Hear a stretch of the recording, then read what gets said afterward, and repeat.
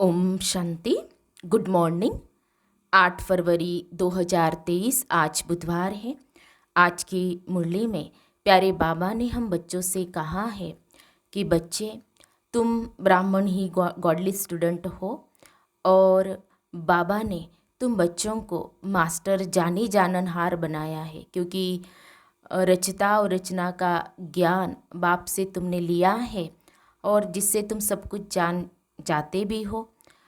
तो बाबा ने कहा कि जो समझाने की दूसरों को जो समझाने की फलक है, वही बच्चे फलक से समझा सकेंगे जिनके पास ज्ञान की पूंजी है और उस ज्ञान को समझकर जो बच्चे धारण करते हैं और दूसरों को धारण भी कराते हैं।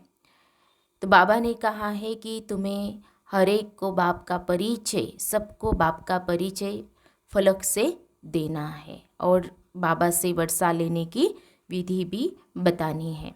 अभी हम सुनते हैं प्यारे बाबा के मधुर महावाक्य, ईश्वरीय महावाक्य, मीठी मुरली।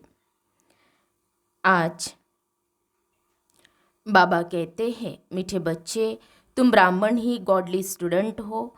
तुम्हें बाप ने रचता और रचना का ज्ञान देकर मास्टर जानी जाननहार बनाया है। अभी तुम सब कुछ जान जाते हो। आज की मुरली में प्रश्न है, दूसरों को समझाने की फलक किन बच्चों में रहेगी? उत्तर है, जिनके पास ज्ञान की पूंजी है, जो स्वयं हर बात को समझकर धारण करते हैं, वही दूसरों को फलक से समझा सकते हैं। तुम्हें फलक से सबको बाप का परिचय दे, उनसे वर्षा लेने की विधि बतानी है। मुरली में गीत बजा है, तकदीर जगाकर आई हूँ, मैं एक नई दुनिया बसाकर लाई हूँ। ओम शांति। वास्तव में यह गीत गाने की ज़रूरत नहीं है, परंतु बहलाने के लिए यह आवाज़ करना पड़ता है। वास्तव में आत्मा को आवाज़ करने की दरकार नहीं। आत्मा तो आवाज़ से परे निर्वाण धाम में जाने चाहती है। बहुत बाजे गाजे तालियां आदि सुनकर आत्मा थकी हुई है, इसलिए अब बाप को याद करती है, हे भगवान मुझे ले जाओ। बच्चे जानते हैं यह बाप हमको समझा रहे हैं। जैसे घर में बाप और दादा दोनों बच्चे बच्चे कहते हैं। दादा ऐसे नहीं कहेंगे कि पोतरे इधर आओ, दोनों ही कहेंगे बच्चे इधर आओ। यहाँ तो बाप और दादा साकार और निराकार दोनों इकट्ठे हैं। वास्तव में सभी मनुष्य मात्र का यह बाप और दादा है, तो जरूर परम पिता परमात्मा को सृष्टि रचने आना पड़े। तुम्हारा नाम बहुत अच्छा रखा हुआ है, ब्रह्मा कुमार कुमारिया। आबू में भी अधर देवी और कुंवारी कन्या के मंदिर है, तो एक कन्या तो नहीं होगी ना, जरूर बहुत होंगे। दोनों का अलग अलग मंदिर है। अधर कुमारी किसको कहा जाता है, कुंवारी कन्या किसको कहा जाता है, यह तो तुम ही जानते हो। यह है शिव शक्तिया। अंदर बहुत बड़ा मंदिर बना हुआ है, बहुत कोठरिया है। तो मंदिर भी साक्षी देता है कि कुमारियाँ और अधर कुमारियाँ बहुत है। चित्र जो बनाते हैं वह भी यादगार है, जो होकर गए हैं। जैसे देवी देवताओं के चित्र है, जरूर होकर गए हैं। वे विश्व के मालिक थे, अब नहीं है। विश्व के रचता ने ही भारत को विश्व का मालिक बनाया। कैसे? सो अब प्रैक्टिकल बन रहे हैं। अभी कलयुग है, सतयुग है, एक आदि सनातन देवी देवता धर्म। कलयुग में अनेक धर्म और अनेक प्रजा का राज्य है।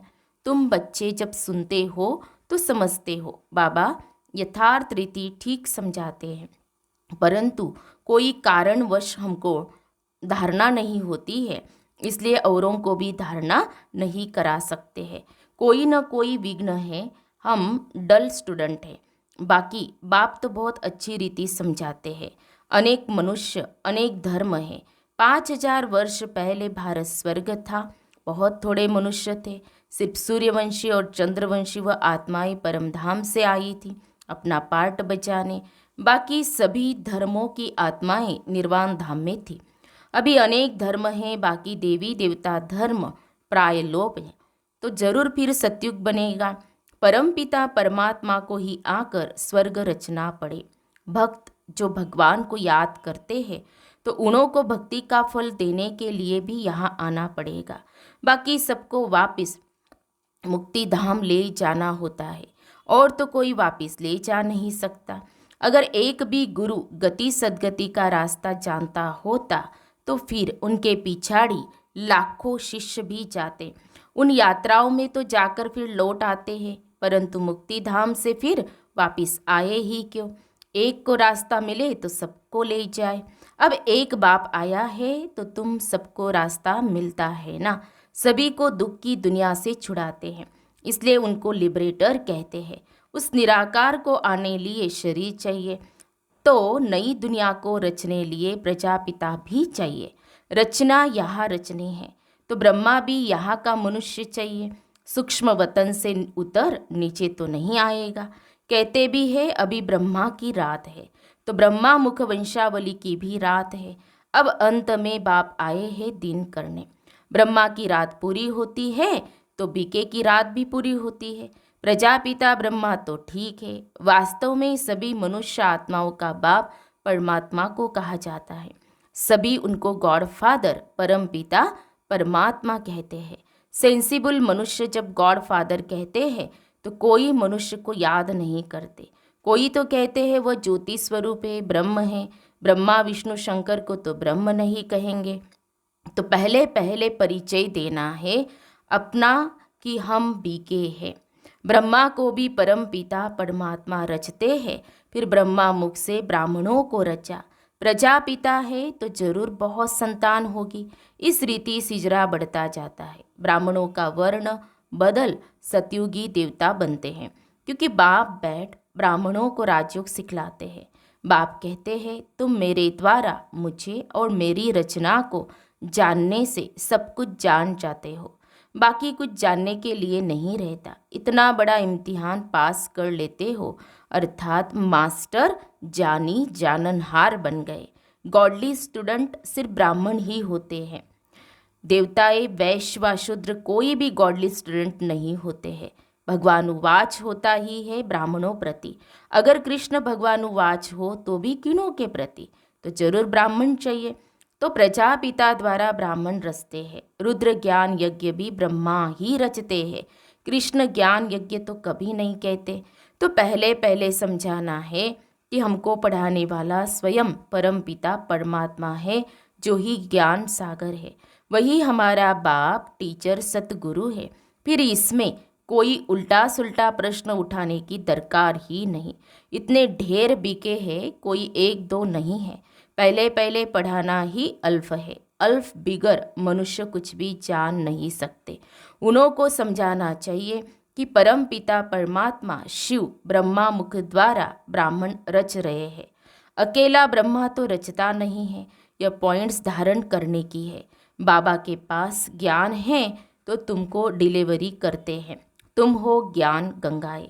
सागर तो एक ही है। यह ब्रह्मा भी ज्ञान कंठ करते हैं तो यह भी ज्ञान गंगा हुई। ज्ञान कंठ करने वाले को ज्ञान गंगा कहा जाता है। उसमें मेल फीमेल दोनों आ जाते हैं।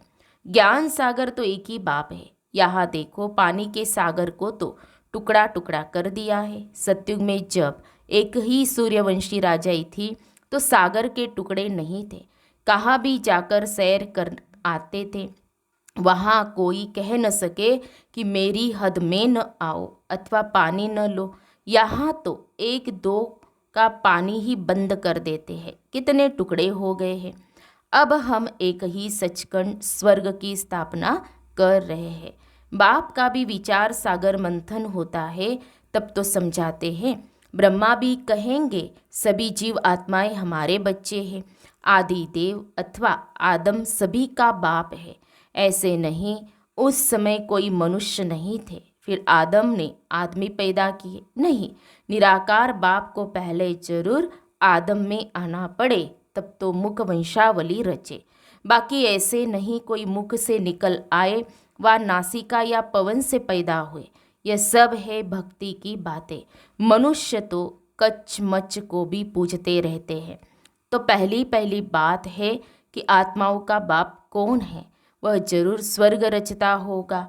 अब तो नरक है। अभी हम स्वर्ग के लिए राजयोग सीख रहे हैं परम पिता परमात्मा द्वारा। ब्रह्मा भी उन द्वारा पढ़ रहे हैं। परम पिता परमात्मा सभी आत्माओं का बाप है। ब्रह्मा जीव आत्माओं का बाप है।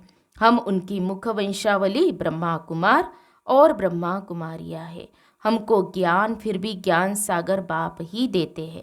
हम श्रीमत पर चलते हैं, वह तो नामी ग्रामी है। ब्रह्मा की मत मशहूर है। ऐसे कभी नहीं कहा जाता कि विष्णु भी उतर आए तो भी तुम नहीं मानेंगे। यह ब्रह्मा के लिए ही कहा जाता है। उनको ज्ञान देता है शिव। तुम भी श्रीमत पर चल श्रेष्ठ बनते हो। बाप समझाते हैं कि मैं आकर देवता धर्म की स्थापना करता हूँ। यह जो आर्य समाजी इतनी खिटपिट करते हैं, उनको बोलो तुम देवताओं को तो मानते नहीं हो, उनको खंडन करने वाले हो। हम है देवी देवता धर्म के। तुम्हारा धर्म अलग, देवी देवता धर्म अलग। हर एक को फ्रीडम है अपने धर्म में कुछ भी करे। मुसलमानों का धर्म अलग है। वह बहुत डिबेट करते हैं कि तुम ऐसे क्यों करते हो। वैसे हमारा धर्म आदि सनातन देवी देवता धर्म है, उसका ही प्रचार करते हैं। तुम इंटरफियर क्यों करते हो। उन्हों को भी युक्ति से समझाना है।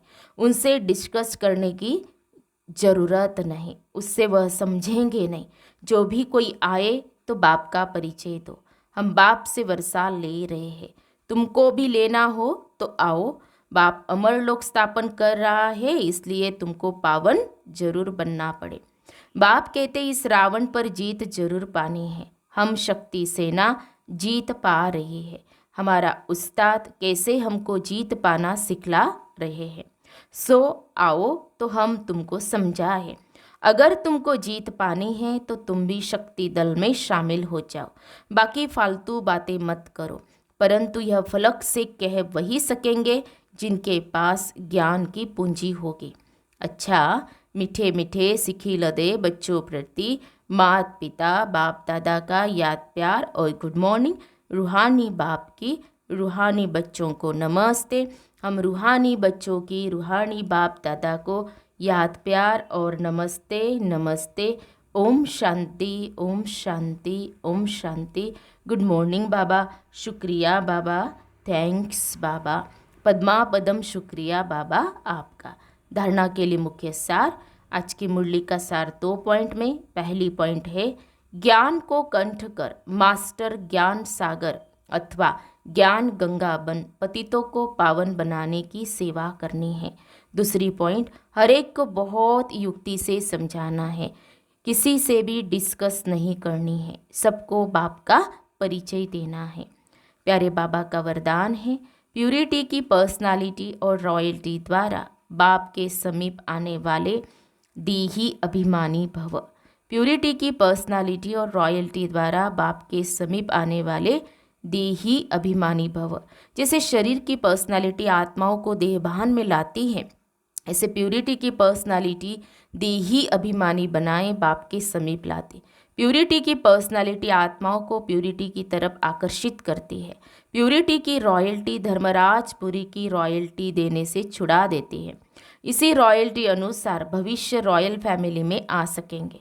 देही अभिमानी बच्चे इस पर्सनालिटी द्वारा बाप का साक्षात्कार कराने वाले रूहानी दर्पण बन जाते हैं। स्लोगन है हर एक की विशेषता को देखने का चश्मा सदा लगा रहे तो विशेष आत्मा बन जाएंगे। फिर है मातेश्वरी जी के अनमोल महावाक्य। अपना यह जो ईश्वरीय सत्संग है कॉमन सत्संग नहीं है, यह है ईश्वरीय स्कूल कॉलेज, जिस कॉलेज में अपने को रेगुलर स्टडी करनी है। बाकी तो सिर्फ सत्संग करना, थोड़ा समय वहाँ सुना, फिर तो जैसा है वैसा ही बन जाता है, क्योंकि वहाँ कोई रेगुलर पढ़ाई नहीं मिलती है जहाँ से कोई प्रारब्ध बने। इसलिए अपना सत्संग कोई कॉमन सत्संग नहीं है, अपना तो ईश्वरीय कॉलेज है जहाँ परमात्मा बैठ हमें पढ़ाता है और हम उस पढ़ाई को पूरी धारण कर उच्च पद को प्राप्त करते हैं। जैसे रोजाना स्कूल में मास्टर पढ़ाए डिग्री देता है, वैसे यहाँ भी स्वयं परमात्मा गुरु पिता टीचर के रूप में हमको पढ़ाए सर्वोत्तम देवी देवता पद प्राप्त कराते हैं। इसलिए इस स्कूल में जॉइंट होना जरूरी है।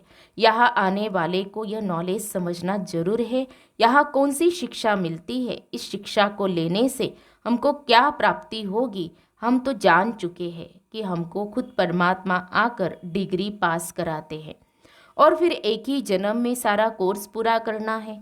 तो जो शुरू से लेकर अंत तक इस ज्ञान के कोर्स को पूरी रीति उठाते हैं वो फुल पास होंगे। बाकी जो कोर्स के बीच में आएंगे वो तो इतनी नॉलेज को उठाएंगे नहीं, उनको क्या पता आगे का कोर्स क्या चला। इसलिए यहाँ रेगुलर पढ़ना है, इस नॉलेज को जानने से ही आगे बढ़ेंगे, इसलिए रेगुलर स्टडी करनी है। भगवान उवाच बच्चों के प्रति, बच्चे जब परमात्मा खुद इस सृष्टि पर उतरा हुआ है तो उस परमात्मा को हमें पक्का हाथ देना है, लेकिन पक्का सच्चा बच्चा ही बाबा को हाथ दे सकता है। इस बाप का हाथ कभी नहीं छोड़ना, अगर छोड़ेंगे तो फिर निधन का बन कहा जाएंगे। जब परमात्मा का हाथ पकड़ लिया तो फिर सूक्ष्म में ये संकल्प नहीं चाहिए कि मैं छोड़ दूँ, वह संशय नहीं होना चाहिए, पता नहीं हम पार करेंगे व नहीं। कोई ऐसे भी बच्चे होते हैं जो पिता को न पहचानने के कारण पिता के भी सामने पड़ते हैं और ऐसे भी कह देते हमको कोई की भी परवाह नहीं है। अगर ऐसा ख्याल आया तो ऐसे न लायक बच्चे की संभाल पिता कैसे करेगा? फिर तो मानो कि गिरा की गिरा, क्योंकि माया तो गिराने की बहुत कोशिश करती है, क्योंकि परीक्षा तो अवश्य लेगी कि कितने तक योद्धा रुस्तम पहलवान है। अब यह भी जरूरी है, जितना जितना हम प्रभु के साथ रुस्तम बनते जाएंगे उतना माया भी रुस्तम बन हमको गिराने की कोशिश करेगी। जोड़ी पूरी बनेगी, जितना प्रभु बलवान है तो माया भी उतनी बलवानी दिखलाएगी। परंतु अपने को तो पक्का निश्चय है, आखिरीन भी परमात्मा महान बलवान है, आखिरीन उनकी जीत है।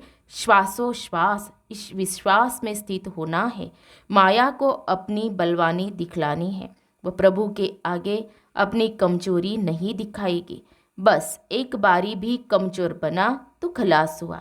इसलिए भल माया अपना फोर्स दिखलाए, परंतु अपने को मायापति का हाथ नहीं छोड़ना है। वो हाथ पूरा पकड़ा तो मानो उनकी विजय है। जब परमात्मा हमारा मालिक है तो हाथ छोड़ने का संकल्प नहीं आना चाहिए। अगर हाथ छोड़ा तो बड़ा मूर्ख ठहरा। इसलिए परमात्मा कहता है, बच्चे जब मैं खुद समर्थ हूँ तो मेरे साथ होते तुम्हें भी समर्थ अवश्य बनना है। समझा बच्चे? समझा बच्चे? अच्छा, ओम शांति। तो हम सब ने सुने प्यारे बाबा के और मातेश्वरी मम्मा के अनमोल महावाक्य। तो आज प्यारे बाबा ने हम बच्चों को अटेंशन दिला है, बच्चे तुम्हारे पास जो ज्ञान की पूंजी है तो तुम्हें क्या करना है, फलक से दूसरों को सबको बाबा का परिचय अवश्य देना है। तो ये बाबा ने अटेंशन खिंचवाया है। अच्छा, ओम शांति।